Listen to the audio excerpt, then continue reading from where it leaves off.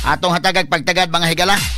Unang-una si Dr. Rene Joseph Buliser ni akaron stong sibianan makigilaan may utong unahon og hatag og pagtagad. Unya taon-taon si Yugi Filimon Ruiz. Sa duha atong interviewees karon gahapon duha man sadto no. Kadto si Mr. Julito Ko unya si kini ni Attorney Vic Rodriguez. Karon mahigala ni sa atong sibianan si Dr. Rene Joseph Buliser tong hatagag pagtagad mahigala. Sa maoy iyan ang gikuptantong AIDS-free Philippines sa dugay panahon unya ilado ni sa mahigala nga dunay krusada gyud no labot mga higala sa panglawas o di apod sa mahigala mabarog sa perspective sa simbahan sa mga issues no usan sa aktibo mga higala nga sinaligan dili sa atong Archdiocese of Cebu. Pero mangutana kung Dr. Buliser ngano kani nga nahasumok man sa ning politika. Dr. Buliser, may buntag ni mo, Dok? Yes, sa tunay, Rupel, sa tanan, paminaw, tibok Visayas, Mindanao, tibok Kalibutan, mayong buntag, nining adlaw nga Sabado ka natong tanan. Okay, may buntag, no? Kinis, Dr. Buliser, kaila ko dito pa nis Bumbu Radio sa una, mauni amuda, mahigala sa among rosary dito, sa Bumbu Radio o sa uban pang mga kuan. Taon-taon na gini, active ni sa simbahan, unya kanang programa nga magrosaryo sa dito Speakers Station, no? Siya may nagdumala, unya, sinaligan sa Bishop Palma, doon na siya mga higalay, Bishop Cardinal Vidal pa sa una. Muna natingala ko, Dok, na sa imong ka-active sa simbahan o sa imong kailado. I understand, daghan naman yun nag-imbita mo sa politika, pero huwag magkamadanya karon noon sa mahitabo ang nahasumuok kamay ni politika ron.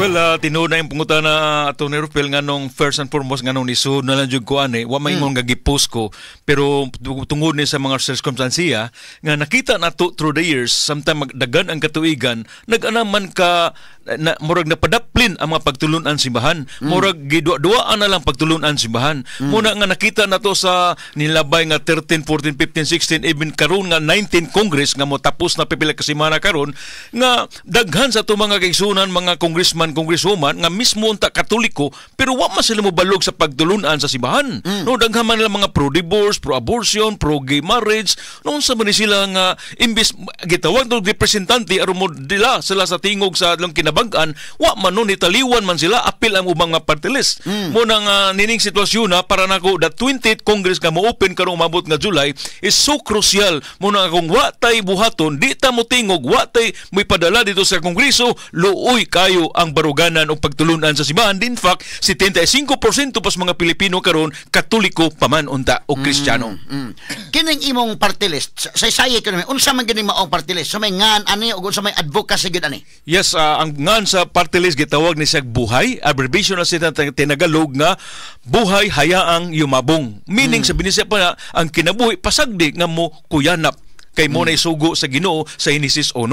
Muna nga from that time pagsugod ko sa party list, first pirmi ang party list nga buhay tagutlo ka delegado ang baso dito, unya kanunay nga naa si Congressman Atinsa ang atong pinakaisog nga representante og nahimong deputy speaker sa Kongreso nga mooy number 1 atong nga nominee. So ang gibarugan sa buhay party list sukad pasnugdanan mao gyud nga panalipdan ang pro-life agenda sa nasod. Kay na sa ito may isuon kun kita nga nakabasa na kay Moray sa atong preamble naman na sa atong preamble nga we the Filipino people imploring the aid of the Almighty God, meaning sa paggama o mga balaod noon, di gid nimo pwede padaplin ang mga pagtulunan sa Dios kay lagi ang di ta malimot ang gitawag og 10 commandments mo na basihanan sa tanang balaod sa tibuok kalibutan. Diha gasumikat tanang balaod. Muna nga meaning kitang tanan lumalabay ta ning kalibutan na di ta malimot do natin gitawag dual citizenship, citizen sa kalibutan nga lumalabay og citizen ta ngadto sa langit. Busa kini atong pagpuyo sa kalibutan igsuon ko mao ni ang atong pagpakita kung takos bata angay bata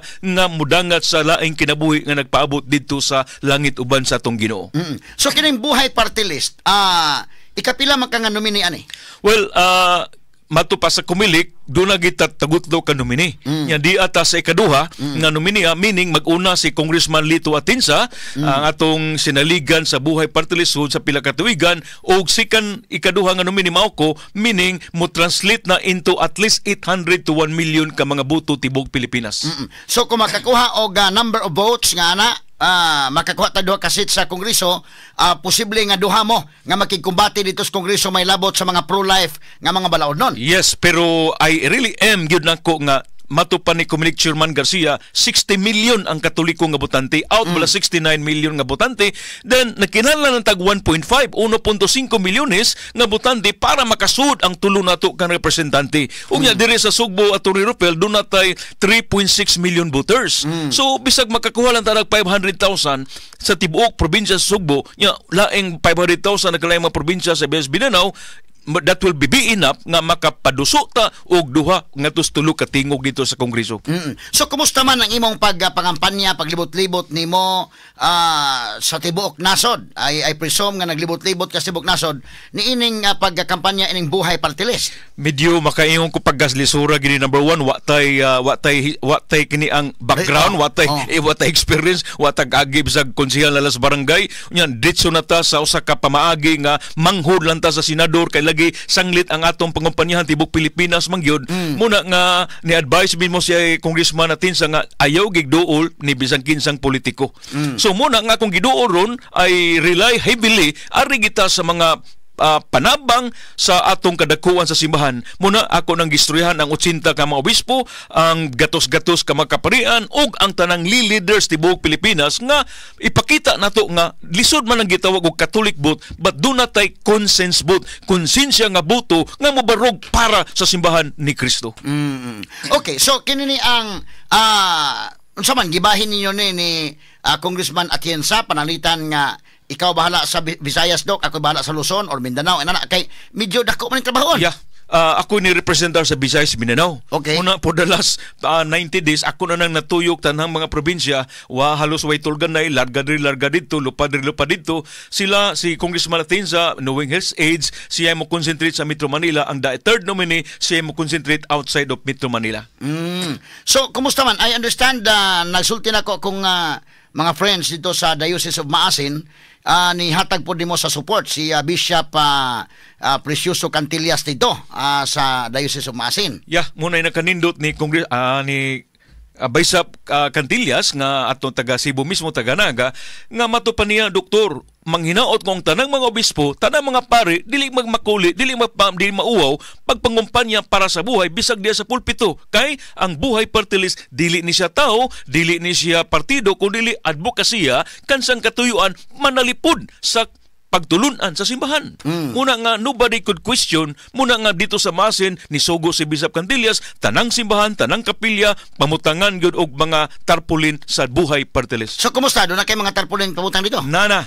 Nalibot na sa tibuok diocese sa Maasin, although murag 300 plus 360,000 naman ang botante diya sa whole diocese. Muna nga mo heavy rely kita sa mga dagko kay mga buting population sama sa Cebu ug uban pa makasigbit nga mga lugar sa Visayas. Kumusta man sa Cebu na duol mo nagkaistorya mong Bishop Palma ani?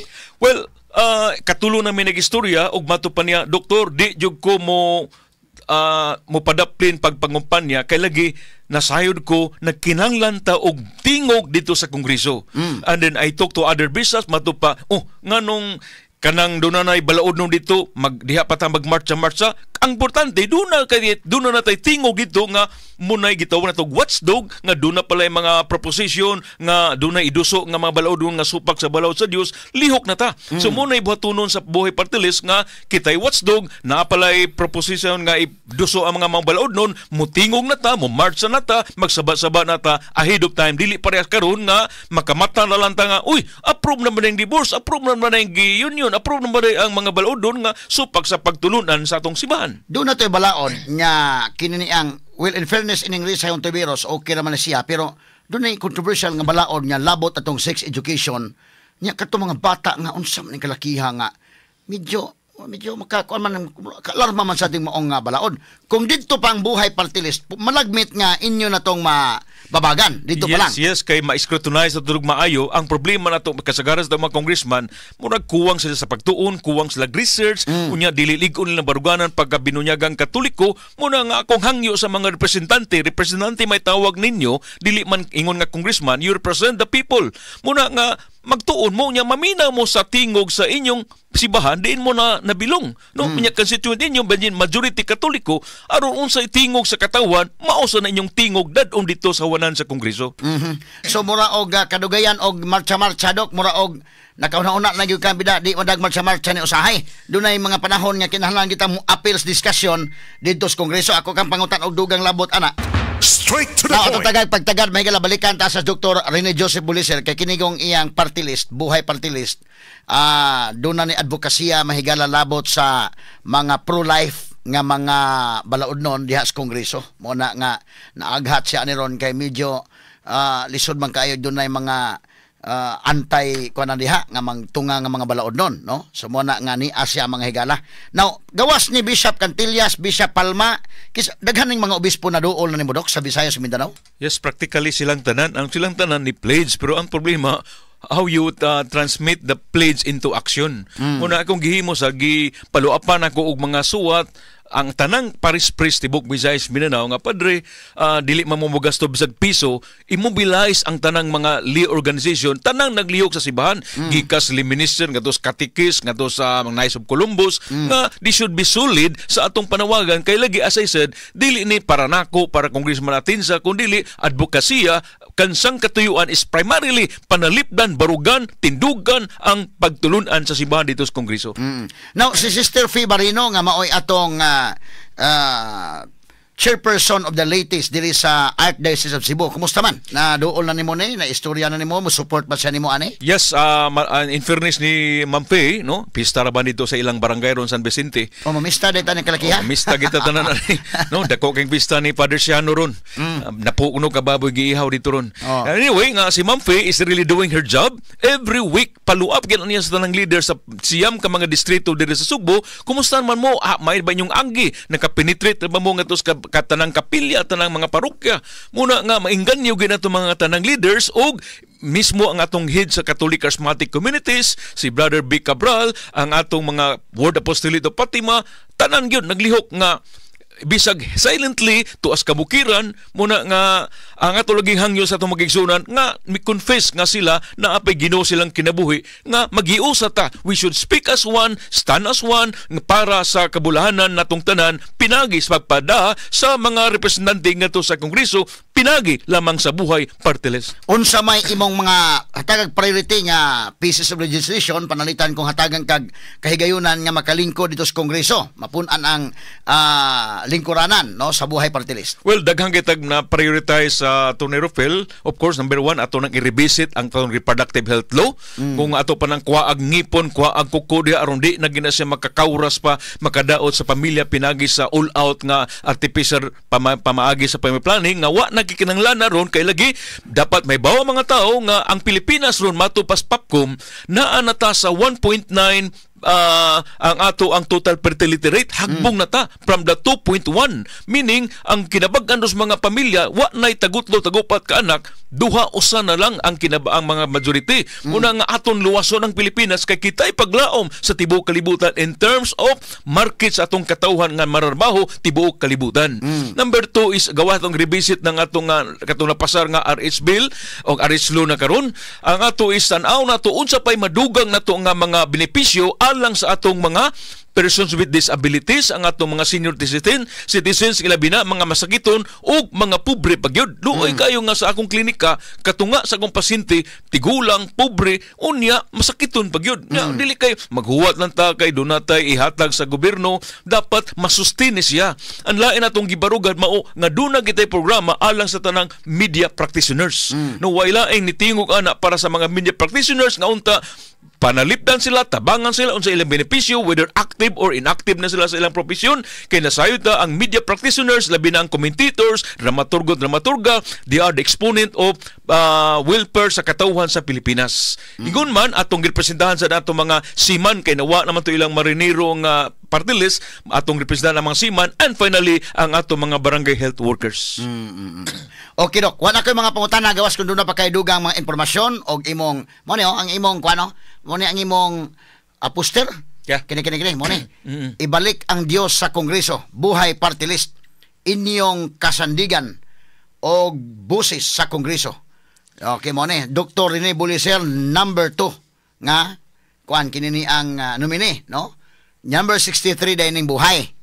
Okay. Di ka nalabas party list, Dok, no? 156. Oh.